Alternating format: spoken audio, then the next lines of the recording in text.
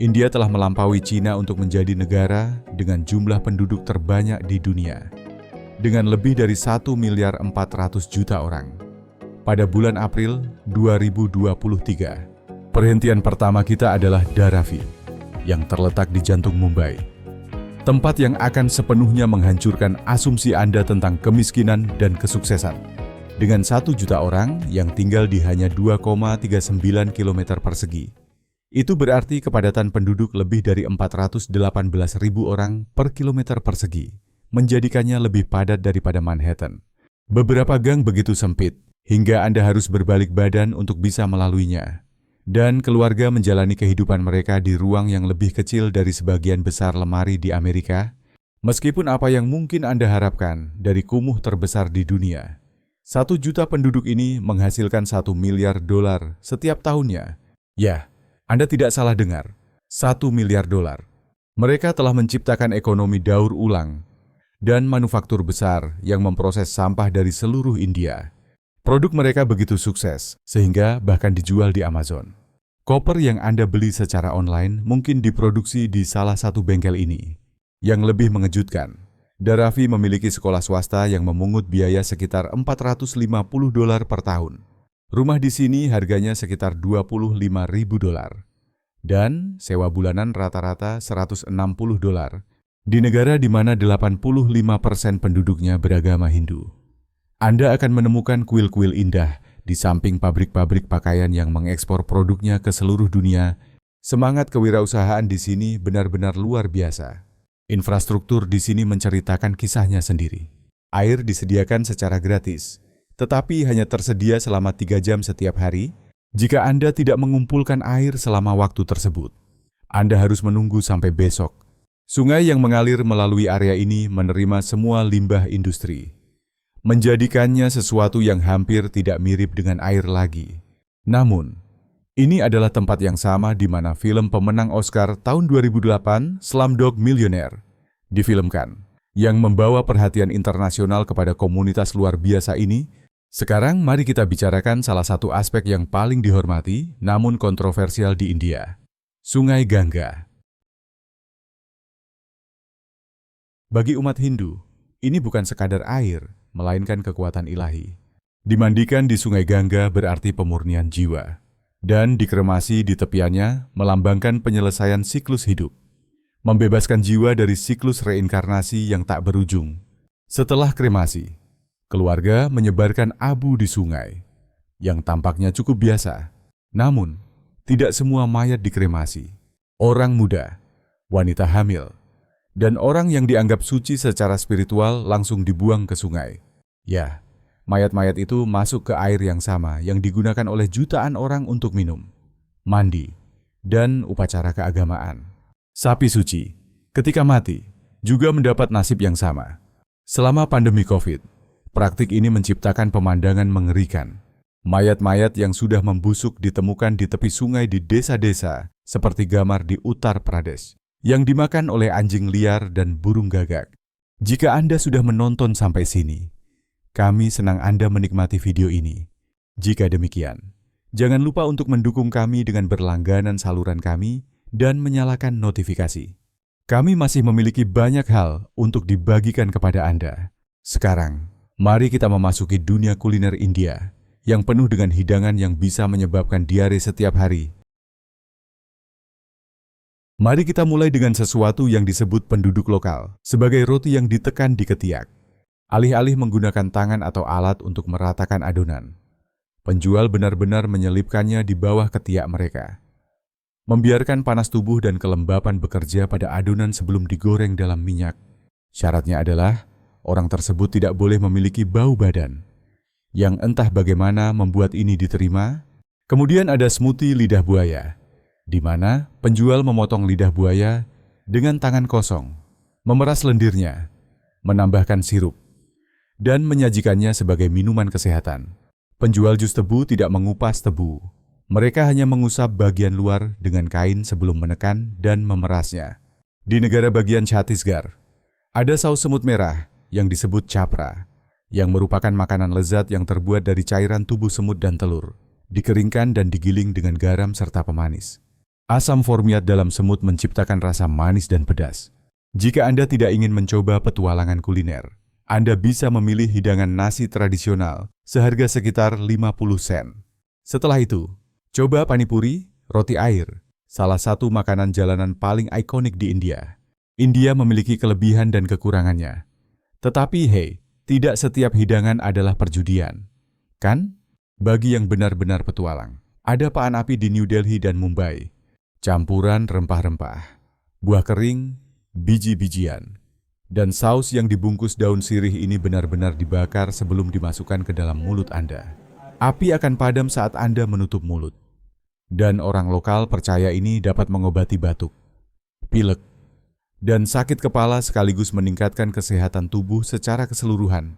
Yang menarik adalah etika makan. Segala sesuatu harus dimakan dengan tangan kanan saja, menggunakan ujung jari, bukan seluruh tangan. Tangan kiri dianggap tidak bersih dan tidak boleh menyentuh makanan. Hal ini ada karena orang India menganggap makanan sebagai hadiah dari Tuhan yang harus diterima dengan tangan kosong untuk menunjukkan rasa hormat yang layak.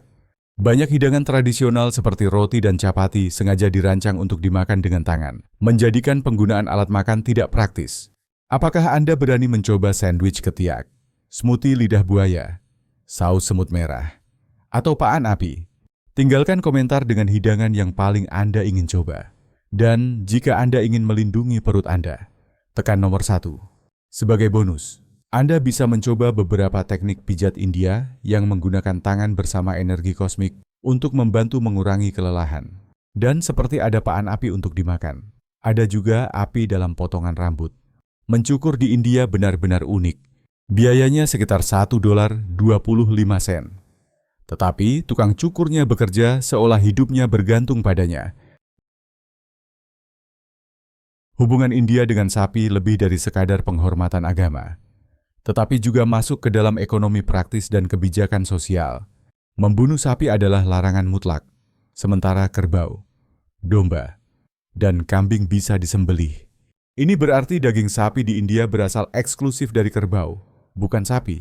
Selama COVID, para pemuja Hindu di Gujarat mengunjungi tempat perlindungan sapi setiap minggu untuk mandi dengan susu sapi dan mengoleskan campuran urin dan kotoran sapi ke tubuh mereka. Percaya bahwa ini akan meningkatkan kekebalan terhadap virus. Dampak ekonominya cukup besar. Di West Bengal, sapi diwajibkan memiliki kartu ID resmi untuk mencegah penyelundupan ternak dan melindungi hewan tersebut. Ini memungkinkan sapi untuk berkeliaran bebas di jalan, tidur di mana saja mereka pilih, dan hidup seperti warga yang dilindungi. Ada seluruh hari libur yang didedikasikan untuk sapi yang disebut Gopastami, di mana semua sapi dimandikan dan dihias dengan rangkaian bunga. Festival tahunan Battle of Bidakala melibatkan orang-orang yang melemparkan potongan kotoran sapi ke satu sama lain. Meskipun cedera sering terjadi, warga desa percaya luka akan sembuh dalam 3 hari karena sifat suci kotoran sapi. Ini menunjukkan bagaimana keyakinan agama menciptakan seluruh sistem ekonomi di sekitar perlindungan dan pemujaan sapi. Sapi dengan perlakuan VIP, festival, bahkan pertempuran kotoran sapi. Gila, kan?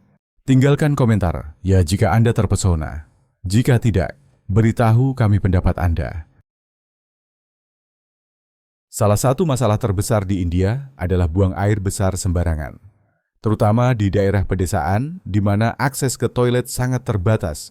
Ini bukan hanya masalah tidak nyaman, tetapi juga menciptakan risiko kesehatan masyarakat yang serius, menyebarkan penyakit mulai dari diare hingga infeksi usus yang parah.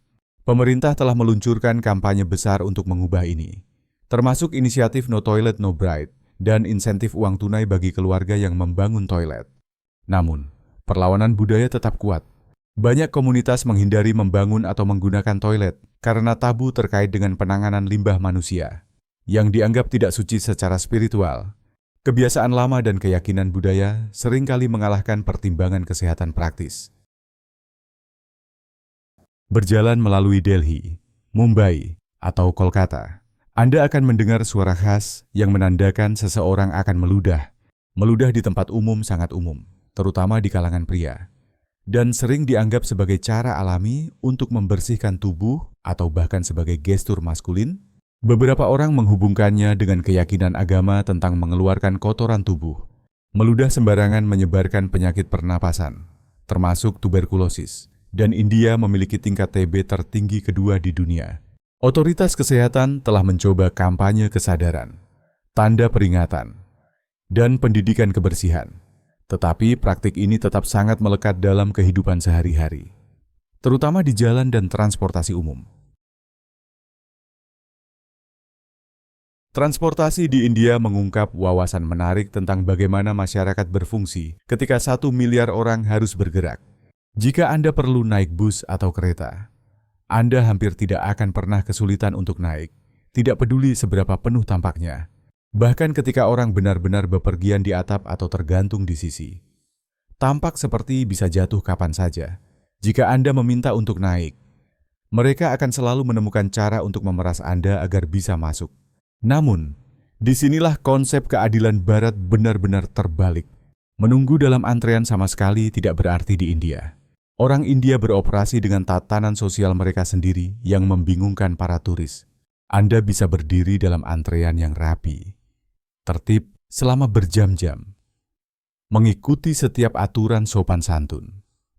Hanya untuk melihat penduduk lokal melewati antrean dalam beberapa detik ketika waktunya untuk naik bus, masuk toko, atau membeli tiket bioskop. Realitas ini menunjukkan bahwa India benar-benar adalah tanah kemungkinan tak terbatas. Tetapi kenyamanan jarang menjadi bagian dari persamaan. Anda mungkin membeli tiket bertuliskan Deluxe Bus mengharapkan layanan premium, hanya untuk menemukan bahwa Deluxe hanyalah nama yang dicat pada kendaraan yang akan Anda tumpangi. Bukan indikasi kualitas layanan yang sebenarnya. Di jalan-jalan India yang ramai dengan mobil, bus, sepeda, hewan, orang, dan rickshaw, Anda menyaksikan tarian kendaraan yang kacau namun memukau yang tampaknya melawan setiap aturan lalu lintas konvensional. Entah bagaimana, kekacauan ini berfungsi sebagai sistem sendiri di mana semua orang memahami aturan tak tertulis yang tidak bisa dipahami oleh orang luar. Suku Toda di India Selatan memiliki tradisi yang benar-benar menantang konsep pernikahan konvensional. Mereka memiliki tradisi yang disebut pernikahan kelompok, di mana beberapa pria menikahi seorang wanita secara bersamaan. Yang membuat ini sangat luar biasa adalah upacara malam pertama pernikahan. Pada kesempatan khusus ini, wanita yang baru menikah mengikuti ritual intim yang melibatkan hubungan fisik dengan setiap pria dalam kelompok pernikahannya. Hal ini dilakukan dalam urutan tertentu yang ditentukan oleh tradisi dan dianggap sangat penting untuk mengkonsolidasikan pernikahan kelompok. Ini bukan hanya tentang keinginan fisik, tetapi mengandung makna budaya dan simbolis yang dalam. Praktik ini menciptakan ikatan yang lebih dalam dan setara antara wanita dan semua anggota kelompok pernikahannya. Ini mungkin terkait dengan kepercayaan budaya tentang kesuburan, keharmonisan dalam pernikahan, serta transfer energi atau kekuatan antara suami dan istri. Tradisi menarik ini memberikan wawasan tentang bagaimana budaya yang berbeda mendekati institusi dasar, seperti pernikahan dan keluarga. Tidak mengherankan jika ini ada di India, negara yang menciptakan Kama Sutra, panduan paling komprehensif tentang kehidupan romantis, yang mencakup segala hal mulai dari pacaran, rayuan, hingga hubungan intim dan perilaku yang benar. Meskipun India beragam dan berkembang pesat, negara ini mempertahankan batasan ketat terhadap tampilan afeksi di tempat umum. Berpelukan, mencium, bahkan berpegangan tangan tetap menjadi hal yang sensitif secara sosial di sebagian besar negara ini. Nilai-nilai tradisional masih sangat memengaruhi bagaimana pasangan berperilaku di ruang publik. Generasi yang lebih tua dan komunitas pedesaan seringkali memandang afeksi publik sebagai hal yang tidak pantas. Sementara orang-orang muda di kota-kota seperti Mumbai dan Bengaluru mulai lebih terbuka terhadap perubahan. Survei terbaru menemukan bahwa lebih dari 60% orang India yang berusia 18 hingga 30 tahun menginginkan kebebasan untuk menunjukkan afeksi, tetapi hanya di ruang privat. Berbeda dengan Amerika, di mana berpelukan atau berciuman di taman adalah hal yang normal. India mempertahankan batasan budaya yang ditegakkan bukan oleh hukum, tetapi oleh tekanan sosial yang kuat. Ini adalah campuran yang rumit antara tradisi, agama, dan ekspektasi komunitas. Tampilan afeksi publik mungkin tidak ilegal, tetapi beban penilaian publik cukup kuat untuk membuat kebanyakan orang berpikir dua kali sebelum menunjukkan cinta di depan umum. Berjalan melalui New Delhi atau Mumbai mengungkapkan sesuatu yang tidak diharapkan oleh kebanyakan turis industri pengemis yang terorganisir dengan baik. Di balik mata yang memohon itu terdapat operasi bisnis yang terstruktur. Orang dewasa, anak-anak, dan individu penyandang disabilitas sering direkrut, kadang-kadang dipaksa, untuk mengemis uang dalam tim yang terkoordinasi. Di jalan-jalan sibuk, Anda akan menemukan seluruh operasi yang bekerja bersama. Satu orang mengemis, yang lain mengumpulkan uang, dan yang ketiga mengawasi wilayahnya. Ini berfungsi seperti bisnis kecil dengan keuntungan dibagi menurut pangkat dan tanggung jawab. India memiliki sekitar 2 juta pengemis, kira-kira setara dengan populasi Chicago.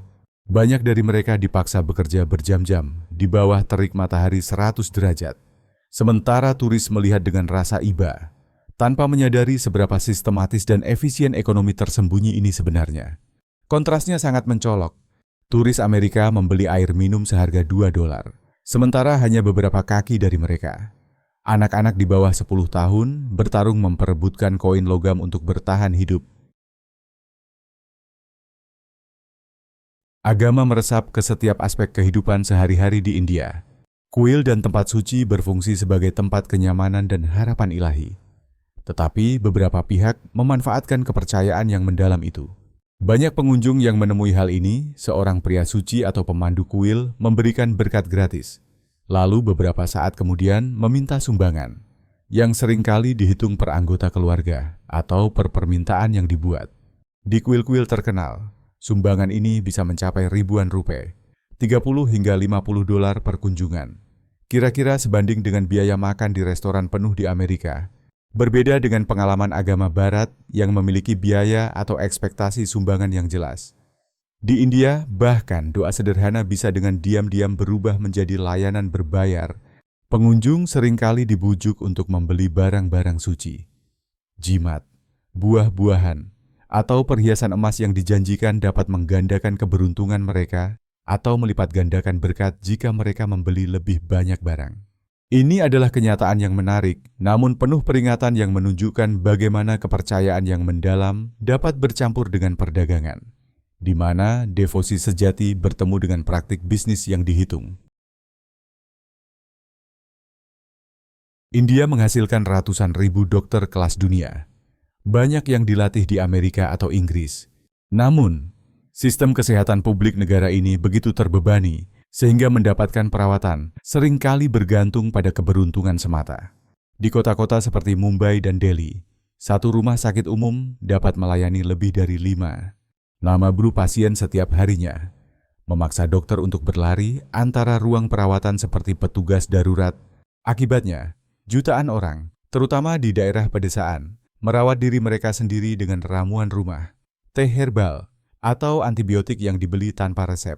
Banyak keluarga yang telah menguasai penyembuhan diri menggunakan daun neem, kunyit, jahe, dan susu untuk menyembuhkan segala sesuatu mulai dari flu hingga demam. Sementara itu, rumah sakit swasta menawarkan fasilitas kelas dunia. Tetapi perawatan 1 hari bisa memakan biaya $500 hingga $1.000. Jauh lebih mahal dari yang bisa dihasilkan kebanyakan keluarga pedesaan dalam setahun penuh. Hal ini menciptakan paradoks kesehatan di mana kecemerlangan medis berdampingan dengan beban sistem yang besar, menjadikan kecerdikan pribadi lebih penting daripada infrastruktur. Hidup di negara dengan populasi terbesar di dunia menciptakan tantangan yang begitu banyak, sehingga kreativitas dan kecerdikan orang India menjadi sangat unik. Realitas ini terus mengejutkan para pelancong di seluruh India. Sama seperti transportasi di mana seseorang selalu menemukan ruang untuk Anda. Anda akan menemukan orang-orang di mana-mana yang siap menjual sesuatu atau memberikan layanan apapun yang Anda butuhkan. Dengan cara apapun. Jika payung Anda rusak, Anda akan menemukan seseorang yang bisa memperbaikinya di tempat. Butuh potong rambut di trotoar? Tidak masalah. Anda bisa mendapatkannya segera. Di India, Anda bisa menemukan orang yang mengatur tulang di tengah jalan. Menyembuhkan patah tulang dengan cara tradisional. dan mengejar profesi seperti pembersih telinga keliling atau spesialis yang menghilangkan kapalan dan benjolan dengan keterampilan yang luar biasa.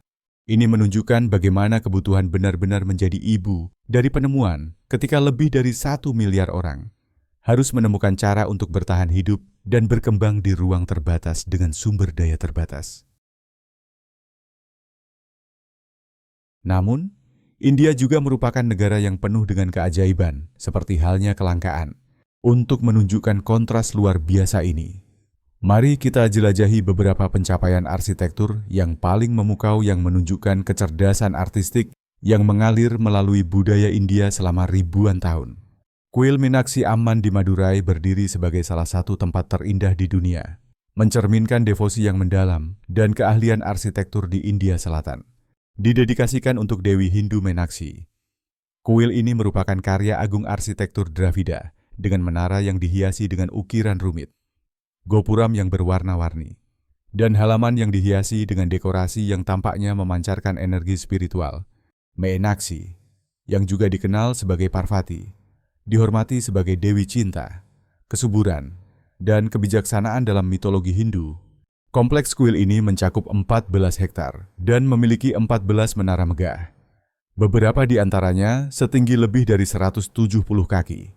Setiap permukaan menceritakan kisah melalui ribuan patung yang menggambarkan dewa, dewi, hewan, dan adegan mitologis. Keahlian ukirannya begitu rinci, sehingga Anda bisa menghabiskan berjam-jam memeriksa satu pilar tanpa melihat setiap elemen yang terukir. Apa yang membuat kuil ini luar biasa adalah bagaimana ia berfungsi sebagai pusat kehidupan komunitas yang hidup dan bernapas. Ini bukan hanya daya tarik wisata atau monumen bersejarah, tetapi tempat di mana ribuan orang datang setiap hari untuk beribadah, merayakan festival, dan merayakan kehidupan. Kuil ini mempekerjakan ratusan pendeta, musisi, dan pengrajin yang mempertahankan tradisi yang diteruskan melalui generasi. Tempat lain yang luar biasa yang menunjukkan warisan artistik India adalah Gua Ajanta di negara bagian Maharashtra. Gua-gua ini mewakili bukti yang mengesankan tentang keterampilan dan kecerdikan kreatif India kuno. Terukir langsung ke wajah tebing batu. Gua-gua ini berisi beberapa lukisan batu tertua dan paling terpelihara di dunia, yang berasal dari abad kedua SM. Lukisan dan patung di Ajanta menggambarkan adegan-adegan kehidupan Buddha dan figur keagamaan lainnya, serta adegan-adegan kehidupan sehari-hari di India kuno. Yang luar biasa adalah bagaimana para seniman ini menciptakan karya seni yang begitu canggih, hanya dengan menggunakan pigmen alami dan alat primitif. Warna-warnanya tetap cerah setelah lebih dari 2000 tahun, menunjukkan teknik yang masih dipelajari dan dikagumi oleh ilmuwan modern. Setiap gua menceritakan kisah yang berbeda, dan gaya seni berkembang selama berabad-abad, saat berbagai dinasti menyumbangkan kontribusi mereka pada kompleks ini. Tingkat detail dalam ekspresi wajah, pakaian, perhiasan, dan elemen arsitektur menunjukkan betapa majunya teknik seni India saat sebagian besar dunia masih mengembangkan peradaban dasar. Sistem kereta api India pantas mendapatkan pengakuan sebagai salah satu pencapaian logistik terbesar dalam sejarah umat manusia. Dengan lebih dari 63.000 km rel, sekitar 39.150 mil, dan jutaan penumpang setiap hari.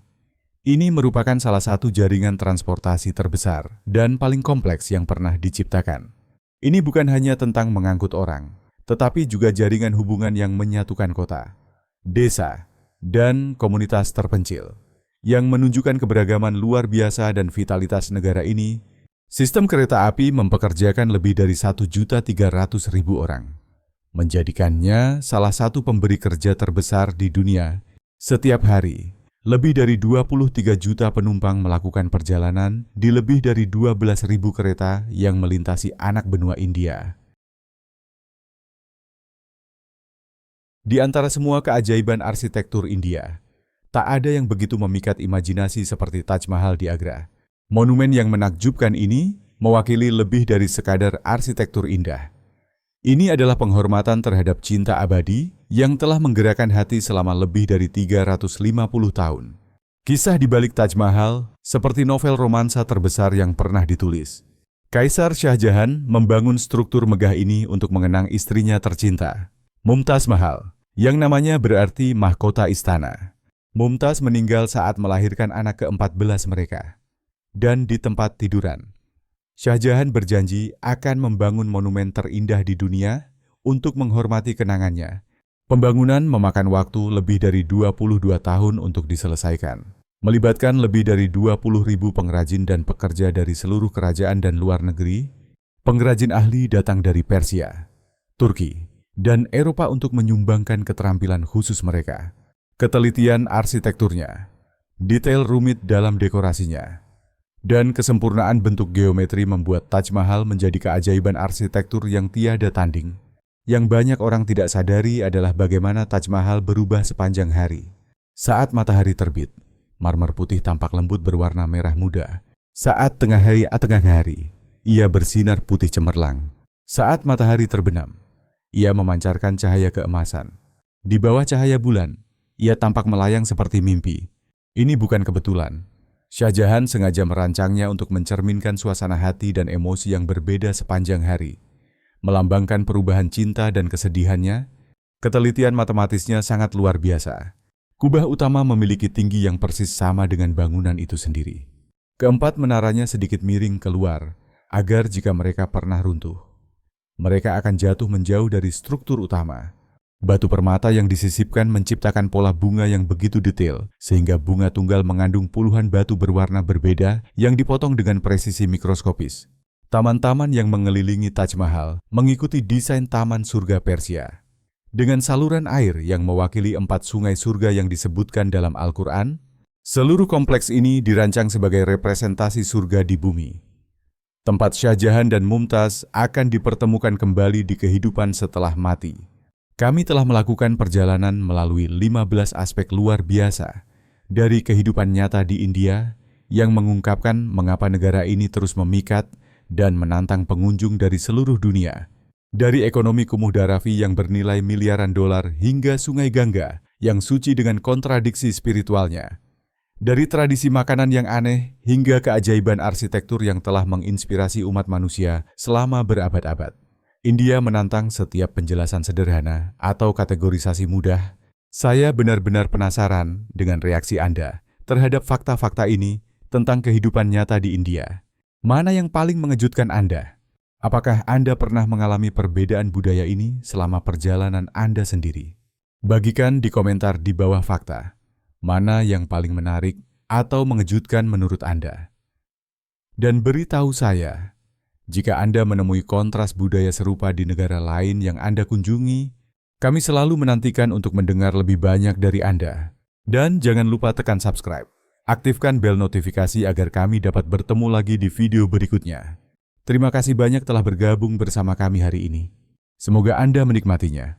Dukungan Anda benar-benar berarti bagi kami. Semoga sukses selalu. Terima kasih sudah menonton. Kalau video ini lucu atau bermanfaat, jangan lupa like, subscribe, dan nyalakan loncengnya agar tidak ketinggalan video baru. Sampai jumpa di video berikutnya.